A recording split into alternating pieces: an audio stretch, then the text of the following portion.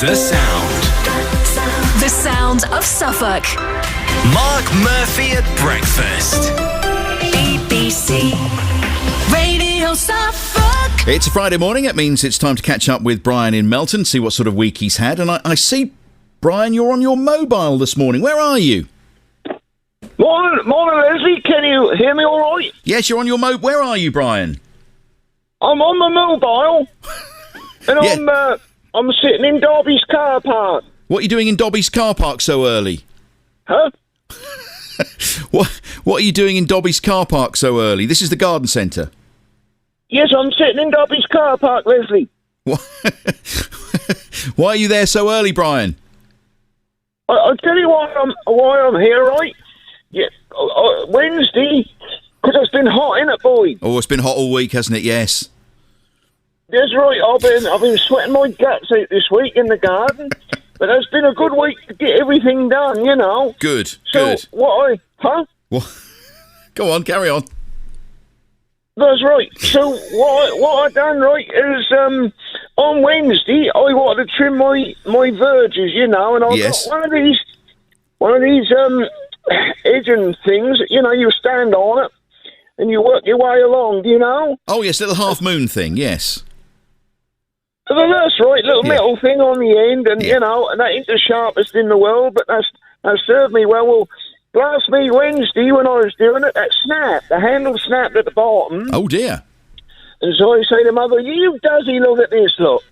So I had a word with the girl Rosemary. She say, well, I'll tell you what, she say, on Thursday, if you want, I'll look after Mother and you can whip along to Derby. So I said, well, no, I'll take Mother because there's a little jaunt out for you. Yeah, she likes going around there, doesn't she? Yes. Huh? She likes being wheeled around there, doesn't she? Yes, that's right. So we went out and went out yesterday to Derby's, and because it was so hot, wasn't it, boy? Oh, it was hot, yes. And so mother's neck started to sweat, and of course she'd get a rash if she'd get too hot and clammy. So what I done, we got there, right? Plus, I never seen people like it. That was like they're having a closing down sale. What, And, packed, was it? Huh? It was packed, was it? They were queued right up because they only allow so many in, don't they? Yes. And so I say to Mother, I say, bugger this, I ain't going to stand here in all this baking heat for the best part of half an hour to an hour. So what I done, I got in the car and I roared home. I weren't best pleased, I don't mind saying, because all the sweat was now running down my back, you know. Oh, yeah. And of course, the trouble with them old cars, you know, you get in them and they get so hot, don't they? Oh, they do, Brian, yes. Yes. So what I done this morning, the girl Rosemary, she come round, she keeping an eye on Mother, and I have come down, and I'm going to be the first one in there because they open at 8 o'clock, and I'm going in there and I'm getting one quick and getting home swift because I ain't going to start buggering about here today with the heat and that lot. So that's what the plan is. Brian, I'm pretty certain. Today I'm going to be the first one in there. I'm pretty certain, Brian. I'm pretty certain that it doesn't open till 9 o'clock. Huh? I don't think Dobby's opens till 9 o'clock. No, they open at 8 o'clock, don't they? No, I've just looked on the website while you were talking, and they don't open till 9 o'clock, Brian. No, they do. They open at 8 o'clock. Because who was that the other day? Someone say they were buying plants and coming out of there at stupid o'clock in the morning. So I am the only one in the car park at the minute, but because that is only now, what is it now, 5:20 to 8? Yes, it is. Yes. So, you know, so as soon as they open, I'm going in and I'm getting one of them... Brian, half moon things, Pigeon Brian. things and- No, I've just looked, and Stephen has just sent me a message. Stephen Barrett, he's just looked as well. Dobby's doesn't open till 9 o'clock. 9 o'clock? Yeah, 9 o'clock. You're having a laugh. No, you're going to be there sometime. I think you'll be there about an hour and 20 minutes before they open, Brian. They don't open till 9? They don't open till 9. So I've got to bugger a bit in the car park for an hour and 20? Yes. You won't even sit there and listen to the show on the car radio. Yeah, but then I'll end up with a flat battery, aren't I? Oh, dear. You should have checked the Are you opening. winding me up? No, I would never dream of winding you up. No, they don't open till 9 o'clock. Well, why do they open so late then? Why can't they open at Why can't they open at 8 o'clock like everywhere else? Last you go down to somewhere like B&Q or something. They're open at 3 in the morning. No, it's 9 o'clock, Brian. Sorry, it's 9 o'clock. Oh, go to hell. Well, you will be the first in there, I would think, at this rate. So, well, I don't know if I can be bothered to sit here till then. Oh dear. Anyway, what sort? I mean, it's been half term this week. What sort of week have you had with the half term holidays? Well, she went yesterday, but Rosemary's had her little granddaughter Autumn down. Oh, you've had problems with her before, haven't you? Well, she's a little devil. Yes. And because I've got one of them fences, right, that go along, and you know they overlap the shiplap fence, you know. Yes. Yep. And she got this stick, and she was running up the garden, and she was going boom along the fence, you know, with this stick, and that was rattling all the way up. And then she come running back, and running all the way down. My blast, that went on for the best part of 20 minutes, and I was there tending to my lawn. Yes. And in the end, I put my head round the corner. I said, darling, I don't wish to be rude. I said, can you sod off indoors? I said, because you're winding me up. I said, with that rattling on the fence. Because she went then in tears. Rosemary come out and say, what you saying? Oh, Brian. I said, well, the trouble is, you carry on. That's gonna wear the fence out, innit? You know, they come rattling along there. Next thing you know, we're going to have to repair it, aren't we? Well, the stick might break before the fence. She went home yesterday, though, thank Christ. I'm glad I got rid of her. She ain't a bad little old girl, but, you know, they just wear, don't they? Have you had ants this week? I've had a lot of ants around this week. Have you had ants? People are saying to me ants seem to have come out now the warm weather's arrived. Huh? The warm weather seems to have brought the insects out, the ants. You mentioned that because last year, right, do you remember I thought my grass was alive and all of a sudden I had all these flying ants? Yes, I do remember that. They come from nowhere. That was like the grass was alive and then all of a sudden they all hovered about and then they took off and went. Well, now what I got now, I find I got some little piles of dirt that's now on the path.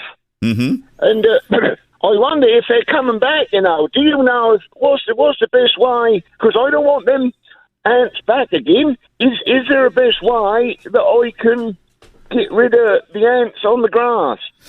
Well, they're good because that means the birds will come down and have a little feed of them all. You must just leave them be. No, they don't eat ants. They eat worms, don't they? I think they might eat the odd ant or two as well. What, the birds eat the ants? Yeah, and the ladybirds will eat the ants and things. You're winding me up again. No, I'm not. I never heard anything like that before. Is that right? Well, yes, of course, everything has to eat something, doesn't it? You know. Well, how does that work then? Because, you know, no, of course they don't, because the ants are in the grass, aren't they? Well, just leave them be. Look, they're not doing you any harm. And have they started to come indoors?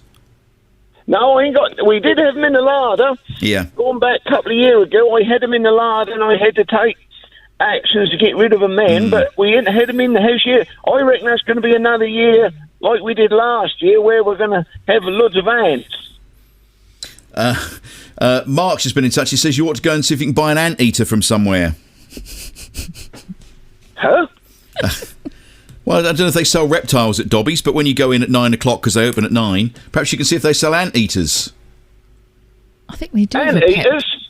a pet area. You might get them. Yeah. Exotic pets you want to look at. I'll tell you what, you come out with some squid, don't you? Martin in Sudbury says green woodpeckers like ants. There you are. Silly ass. What's he on about? How can I go and catch a woodpecker? I've never heard anything like it. I'll tell you what, though, I ain't heard one this year. What's that? An ant? No, Oh. No. Anyway, look, hang on, I've got some things I want to ask you, look, because we've got to keep you occupied while you sit there waiting for Dobby's to open at 9. Brian in I ain't Ipswich... sitting here till 9 o'clock, I can tell you. Brian in Ipswich wants to know what you think about the masked dancer.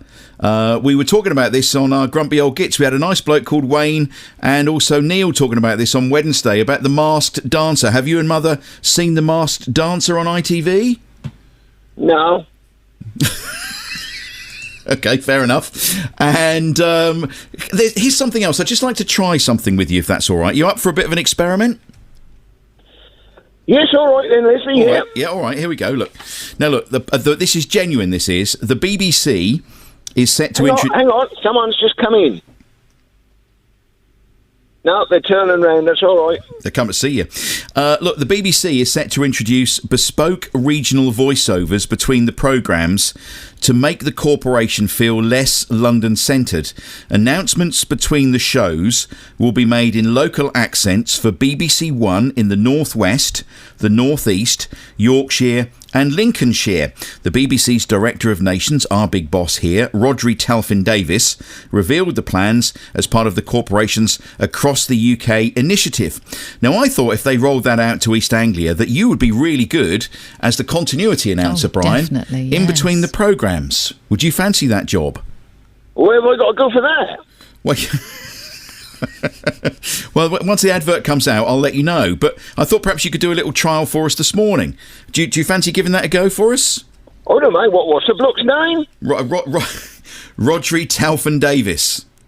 Well, he ain't from Suffolk, is he? No, he's not. No. So if you were to do this for Suffolk television viewers, could you say, and next on BBC One, EastEnders? What, you want me to say that now? Yeah, go on. Yeah, just to try it out and see what it would sound like if we had a Suffolk continuity What announcer. I got to say? Coming up next on BBC One, EastEnders. Coming up next on BBC One as EastEnders. There you go. Perfect. Well, I'll tell you what, I'd sign you up, Brian. No, I don't know if I want any of that. They might pay well. Peter in Eden Market. Brian, you need to get an ant station. It's a round plastic thing with liquid in it. And by the way, Dobby's, he says, opens from 9 till 6. Could you do some quick shout-outs before you go? Because you've got plenty of time on your hands this morning. Pat in Leiston. Mark, please could you ask Brian to wish Beryl in Saxmundham a very happy birthday for the 9th of June. That's from Pat and Richard in Leiston. Beryl. Beryl. What is Beryl, and that's her birthday today? No, 9th of June, and she's in Saxmundham. Beryl in the Saxmundham, and that's her birthday on the 9th of June. Happy birthday. Yes, that's lovely. Oh, well done. And also Brian's been in touch. He says, any chance of a happy birthday for Nelson, please, from the legend that is Brian. Would you say happy birthday to Nelson? Happy birthday to Nelson. He's 4 years old and he's a dog. Oh, for Christ's sake, now I'm saying happy birthday to dogs. Well, he did a chicken the other day. Please could Brian wish my dad, Keith Huxley, happy birthday for tomorrow. He'll be 73. He listens in via the interweb in sunny Galston-on-Sea near Great Yarmouth in Norfolk. Brian is famous in Norfolk too, lucky him. He loves listening to Brian stories every Friday. So would you say hello to Keith Huxley, Brian? Hello to Keith Huxley and happy birthday. Excellent. And I think that's possibly all of our shout-outs today. Yep, that's it. I think we're done. So, yeah. Go and get yourself a coffee, look. Yeah, get a While coffee, you're Brian. waiting. I'm going home. I'm going home. Have a cup of tea, and then I shall come back here for 9 o'clock. If you're sure they don't up until 9. Well, that's what everybody keeps telling me. The motorhome hobos have just been in touch on Twitter. Do you know Who? what- the motorhome hobos on Twitter. Right? We had ants in the motorhome. We don't like killing things, so we tried lavender oil as a deterrent.